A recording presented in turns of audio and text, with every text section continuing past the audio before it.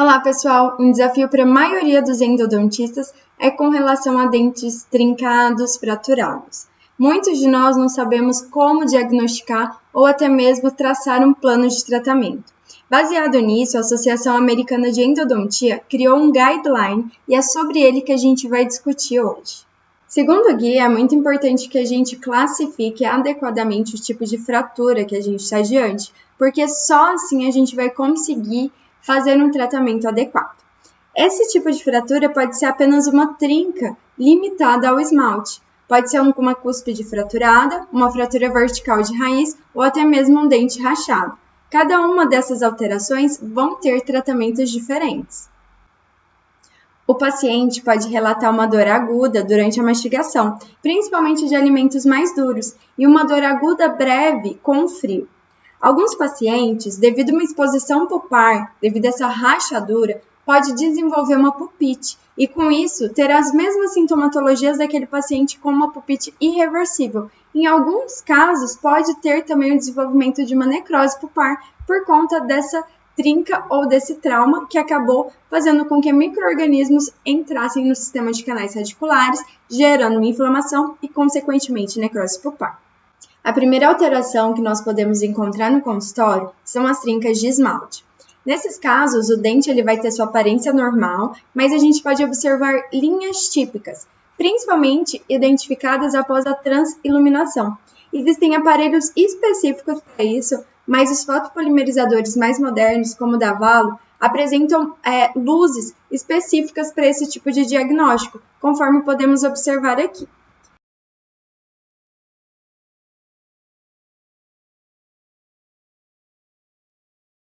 É importante que a gente utilize a transiluminação nas cristas marginais, no assoalho da câmara pulpar, nas superfícies proximais quando acessíveis e, se for possível, após uma cirurgia de retalho para identificar possíveis trincas na superfície dentinária.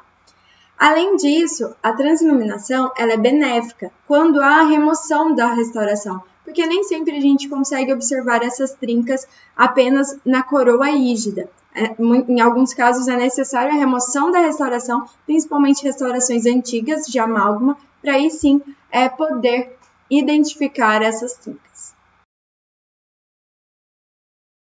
Outra alteração é a fratura de cúspide, que pode ser completa ou incompleta, que vai começar da porção coronária do dente e podendo se estender até a região cervical, sendo que a linha de fratura ela pode estar até subgengival. Com relação ao tratamento, a restauração ela pode ser direta ou indireta. Isso vai depender do remanescente de dente que ficou.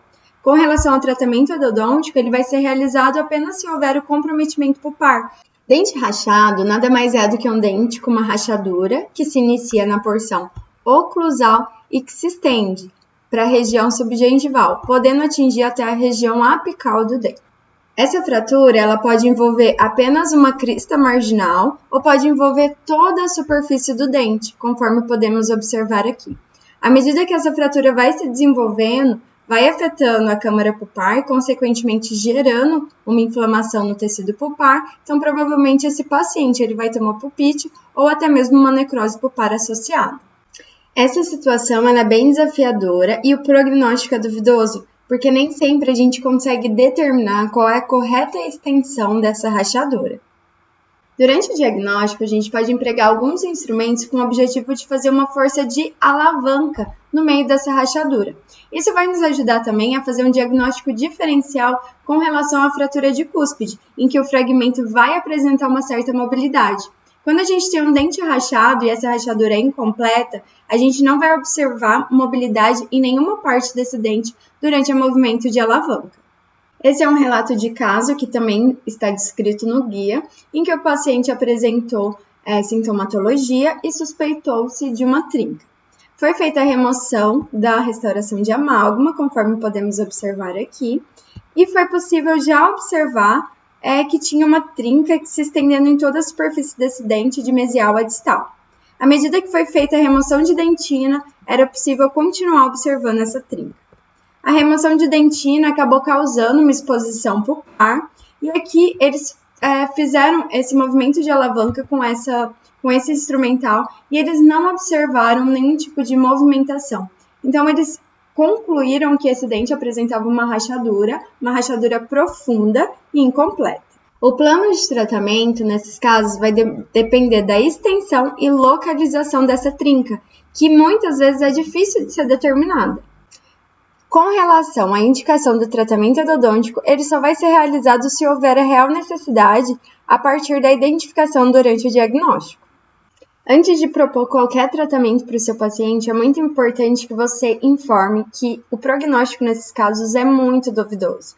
Uma trinca, embora pequena no começo, ela tem uma tendência a aumentar com o tempo, e isso vai levar a um insucesso de qualquer tratamento que você possa vir a propor. Então é muito importante uma conversa sincera com seu paciente, bem esclarecedora, para que não haja dúvida com relação ao prognóstico futuro. Uma trinca visível, mas que não se estende para a câmara pulpar, vai apresentar um prognóstico favorável. Nesses casos, o paciente pode apresentar sem sintomatologia após a colocação de uma banda ortodôntica ou até mesmo a confecção de uma coroa. Mas é importante lembrar que esses procedimentos podem ser benéficos, mas eles não garantem um sucesso a longo prazo, uma vez que, como já foi abordado, essa trinca pode evoluir e aumentar com o tempo. Outro procedimento que pode ser realizado em casos de trincas mais superficiais é a confecção de uma restauração indireta com proteção de cúspide. Ela também pode ser benéfica, mas como já foi abordado, não garante que esse procedimento dure a vida toda desse paciente, sendo necessário futuramente uma exodontia.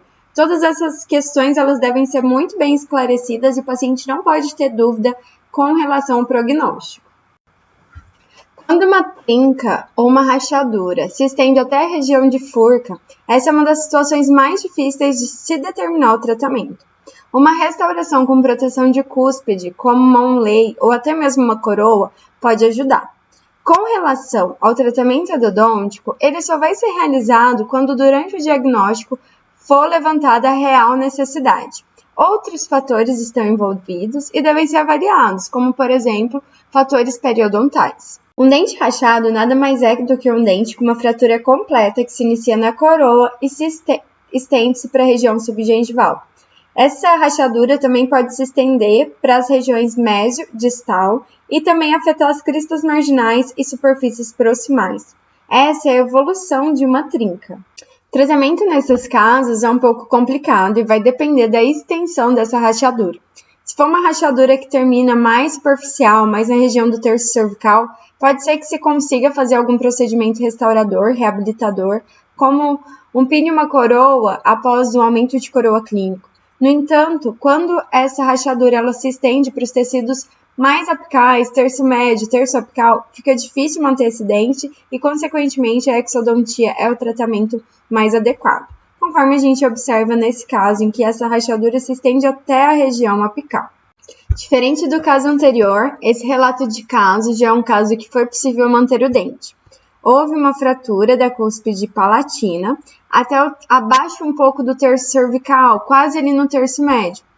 Foi observado durante o diagnóstico que essa porção apresentava mobilidade, então isso é característico de uma fratura completa. E após a remoção foi observado a cicatrização desse tecido gengival, formando um epitélio juncional longo e foi possível manter esse dente na cavidade bucal.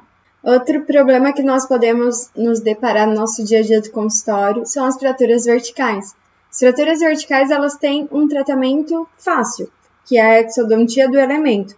No entanto, o diagnóstico é bem complexo, porque muitas vezes pode mimetizar algumas condições clínicas, como um tratamento endodôntico mal sucedido ou até mesmo algum problema periodontal. Essas fraturas elas podem ser completas, se estendendo por toda a superfície vestibular lingual ou vestibular e palatina, ou podem ser incompletas. Podem acontecer em qualquer extensão do canal, podendo acometer toda a extensão da raiz, todo o comprimento radicular ou pequenas áreas, como a gente pode observar aqui nesse caso em que se estendeu por toda a porção radicular desse dente. Geralmente o paciente não vai apresentar imagens radiográficas como essa, em que se torna fácil o diagnóstico, mas alguns aspectos podem estar envolvidos com a fratura vertical e podem nos ajudar no diagnóstico. Dentre elas é a formação de uma reabsorção em formato de um J, conforme a gente observa aqui nesse caso. devido ao padrão de reabsorção óssea. Esses pacientes eles vão apresentar uma bolsa periodontal, então é muito importante que a gente faça uma sondagem periodontal nesse dente.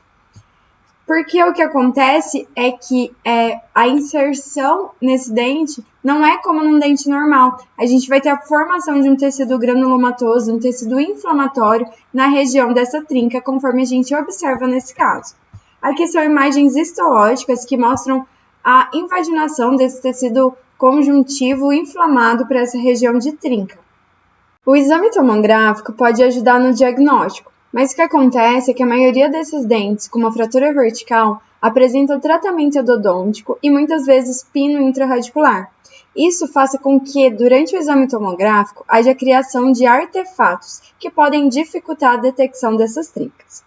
Com relação ao tratamento, como já foi falado anteriormente, ele consiste na extração ou na remoção dessa raiz que apresenta a fratura vertical.